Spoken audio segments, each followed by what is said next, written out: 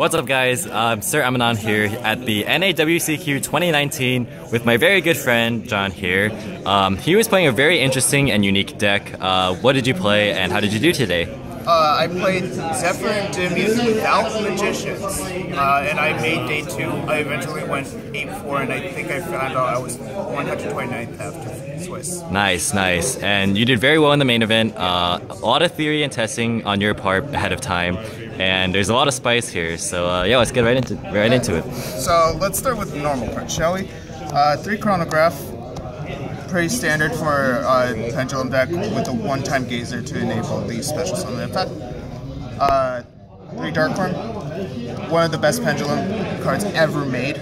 Probably the most efficient normal in this deck. 1 Gate 0 to go with the Darkworm engine. And here's where we start getting a little bit interesting.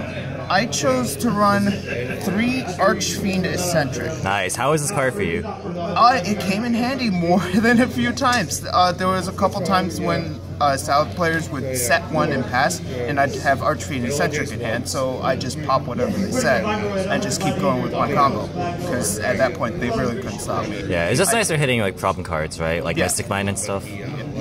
For that as well. It's the monster popping effect also sometimes comes into play. Theoretically, this is pop 2 with Pendulum Summon. Right, It was really, really good. I enjoyed playing this card. Every Endymion deck, you gotta play 3 Servant. Yeah, totally standard.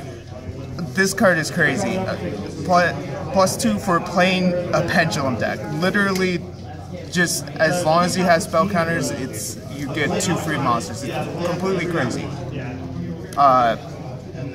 1 Endymion, Mighty Master of Magic. I did not use the skill effect.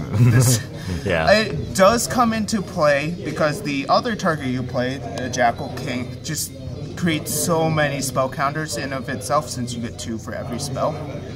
It does sometimes come into play. I didn't do it this time. I did special summon Endymion instead of Jackal a couple times. It depends on what deck you're facing and what you think you might have for hand traps. I ran into this one guy who ashed me, so I figured he would have an impermanence instead of maybe another monster to get, and it did happen that way. So yeah, that was really nice. Did you ever miss Master Cerberus at all? Maybe sometimes. The only thing I really missed was maybe another Jackal King. The Master Cerberus wasn't as important, but there were times when I would drop both of these and a Servant of Endymion. Right, you just need like more targets to summon. True. Yeah, that was just not fun. All right. The other part of this deck is the Zefra engine. 1 Zefra. Now this was an interesting choice for me, and I realized that. But 1 Zefra, to me, Zefra, right, is the brickiest card in the Zefra engine. You cannot pendulum summon this. It can only be special summoned by its effect. It's level 11 in the first place, so you wouldn't be able to pendulum summon it even if you could. And just 2 of them just reduces your combo by a hell of a lot. Draw 2, it's really bad. So I chose to run 1 and instead run more access into Zefra. 2 Zefra. This is your best Zefra card. Searches any Zefra spell or trap on Pendulum. It also searches 9 pillars, which is a thing, but you don't run 9 pillars in this deck, unfortunately. 1 Zefra Thubin. This card did save me a few times during this event. You pendulum or normal or flip summon it. You can target 1 Zefra card on the monster field or in the pendulum zone. You can, and 1 face-up target on your opponent's field, and you can pop both. I'll explain a little bit more later. So it's kind of more like more searchable copies of Eccentric just for like hitting stuff that you need to. And in addition, it also gives me the ability to make Zefra scale 1. Awesome. Which came in handy. Yeah, extra utility is nice. Yeah. And then the last Zefra monster, Zefra Wendy. If you're not playing Zefra Wendy in a Zefra deck, you're doing it wrong. Zefra Wendy's honestly one of the best turn 2 cards I've ever seen. Just be it the sheer utility you can get by adding something like Zefra or Zefra Endymion back to hand. Just amazing. So that's it for pendulum cards. Now this is a very small count, I realize that, but and the rest of my deck is literally searchers and some hate cards. Yeah, so you just like try to up consistency and like minimize the bricks, right? Yeah. So, and then the one Destrudo, if you're playing the Guard Dragon combo, you gotta play Destrudo. Free Destrudo, sometimes you get, in certain combos you get level 7 Synchro, like an FA Dawn Dragster, but you can also in certain hands make an Abyss Dweller, which is one of the strongest extra deck cards you can get. Yeah, that's like one of the only reasons like Salamangreat's like relevant right now. Yep. So yeah. So moving on to spells, 3 Oracle Zefra, consistency, just overall great. If you get Oracle Zefra plus Servant of Endymion, that is a full combo. You will get Seal plus Vortex plus a Divine Strike from just those 2 cards, and that's part of the reason why I built this version of the deck, because just being able to do those 2 card combos, even one more card can result in like 5 negates instead of 3. Yeah, and it just helps to like push through like disruption and hand traps and stuff, right? Yep. For instance, one hand I drew 2 Servant of Endymion, and that allowed me to play through Twin and Rage. Nice, nice. Dragon Ravine, it's another way to send a dragon to graveyard. Darkworm access is one of the most important things in this deck. If you do not have Darkworm, it's very, very hard to go into Guard Dragon combos. I did do it a few times without Darkworm, but that was because I managed to draw Destrudo instead and had to use the Destrudo effect to make it a level 4 below. Terraforming for consistency. Did you ever consider playing maybe set rotation to like out-problem like field spells, maybe like Mystic Mind and stuff? I did at one point side set rotation with Mystic Mind, but I decided ultimately it really wasn't worth it. 3 Zefra Providence. This is where we start to see how my deck is different than other Pendulum decks. As you've noticed, there's no Pendulum Magicians. I just decided to go all in on the Zefra variant. I think I did very well. For sure, for sure. Yeah. I like this variant more, and I've been playing Zefra since they came out. Awesome. For the Endymions, 3 Spell Power Mastery. Insane card. Drawing this plus Servant almost always resulted in a win. The only times it didn't result in the win is if, you know, I get double Colossus dropped on me or something. But I'm not salty about that. 1 Foolish, 1 Dragon Shrine, Darkworm access, helps with combos. Maybe making Electromite before I Pendulum Summon. Actually, let's talk about that. That's another reason why I chose to build this variant, right? A lot of Pendulum decks are kind of dependent on making Electromite before you Pendulum Summon. I don't like that personally. This variant, the combo I was talking about before, Oracle plus Servant, you literally Pendulum Summon first. If you don't Pendulum Summon first, you can't make a combo. Interesting. So like it's kind of just a different approach to like up consistency and not have to rely on like a specific sort of like line of play. I like that. That's another reason why I play 2 Zefra Endymion, because I'd rather see Zefra Endymion than Zefrath. Because if I can Pendulum Summon Zefra Endymion, I don't care about Zefrath. It can stay in the deck for all I care. We'll start with these 2 traps, I guess. I played 2 Zefra traps, actually. I played the standard Zefra Divine Strike. It's an Omni Negate, really good. I also chose to play Zefra War. How good was that for you today, or over the event? Zefra War was a little bit of a mixed bag sometimes, but most of the time it was fantastic. For instance, this Salamangreat player, game 3, I had called for his Ash, but he also double impermanence me. Oh wow. But I won because I had I figured he had 2 cards in his hand. I did not think if I popped his normal summon, he'd be able to make a combo, or if I popped his Mirage Stallion. So he normal summoned Gazelle, said spinning, and I just popped his Gazelle and he said pass. Yeah. I guess like with the repeatability of the Zefra engine, you just kind of want more targets to search. Yeah. Yeah. Comes up in like grind games. Yeah. Then I have some hate cards. That's another reason why I was running the Zefra variant, is because I get to run cards like Called. Just overall great. You can use it against Orcus going second or going first. Hand traps don't stand a chance. Calling a Veiler is a very, very good feeling. Yeah, for sure. Yeah. And because specifically I didn't want to get called, I played 3 Impermanence. How was this for you throughout the weekend? I think Impermanence was the perfect hand trap to main. It can't be called. No one's playing Red Reboot right now.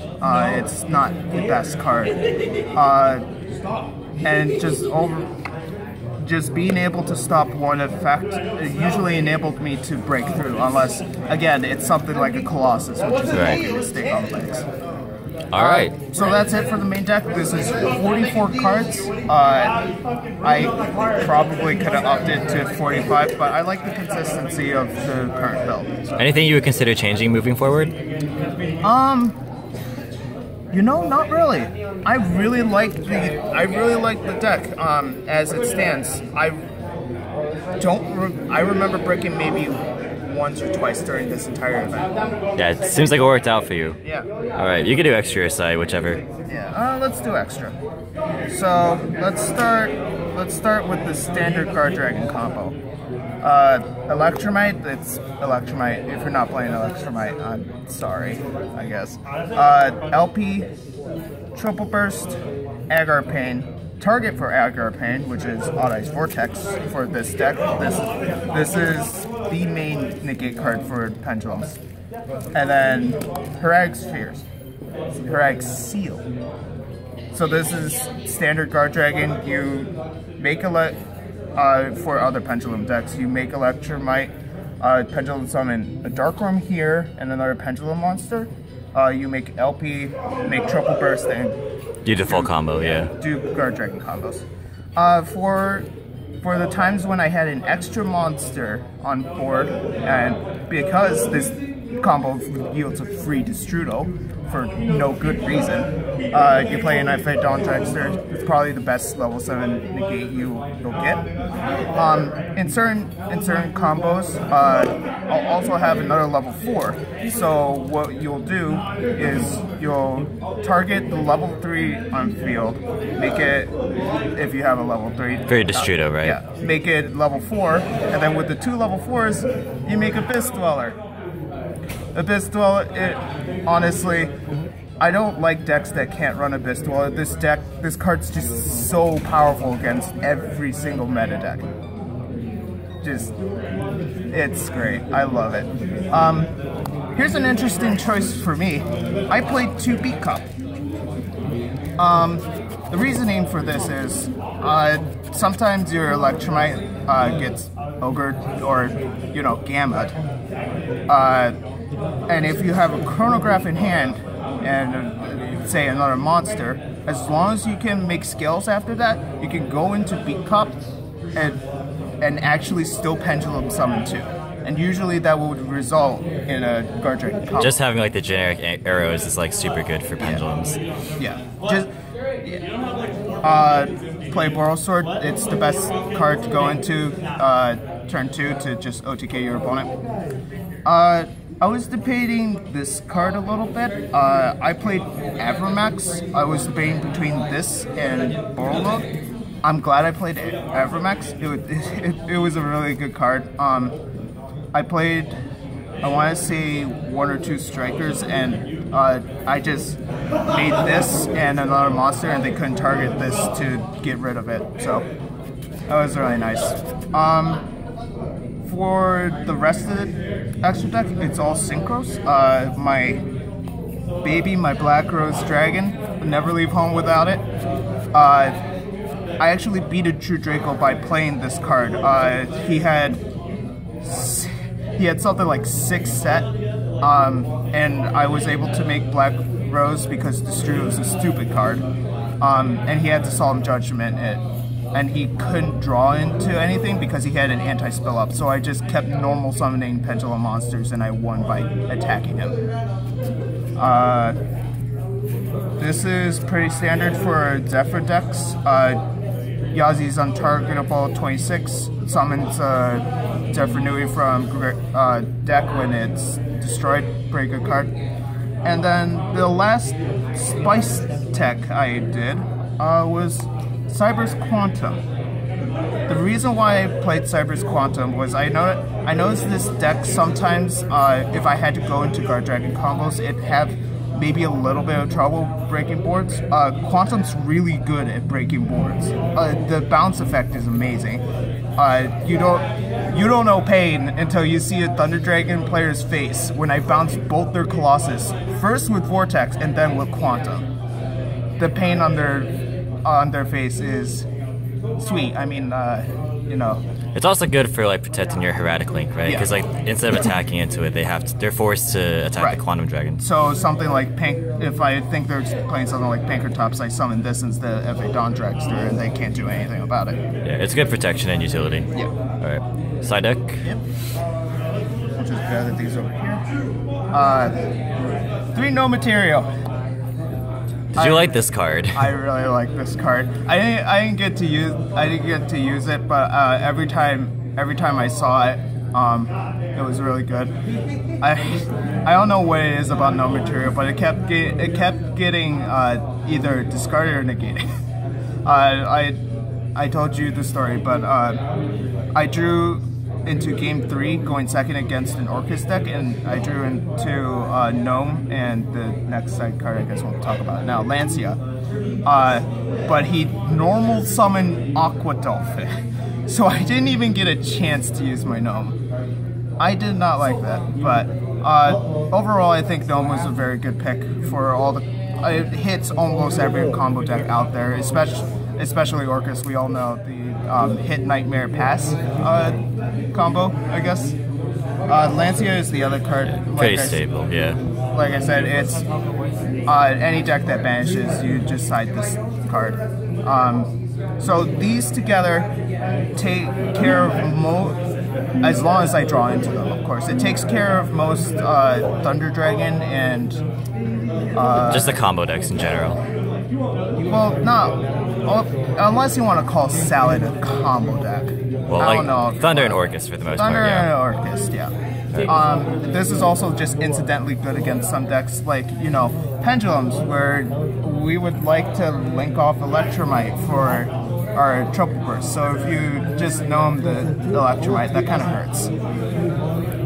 But anyways, so for back row decks, I played Denko and Twin.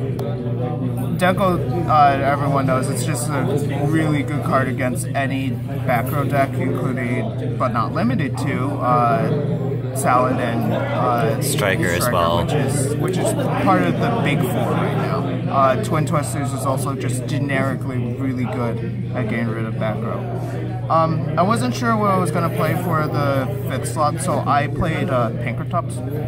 It's just a really good card against most combo decks. It's good. It's incidentally good against some of the back row decks like Salad and Striker. Just one of the best going second cards we have right now. All right. So any notable rounds or matchups or anything? I apparently played against Michael State, was his name? Slate? Yeah, State, Michael State.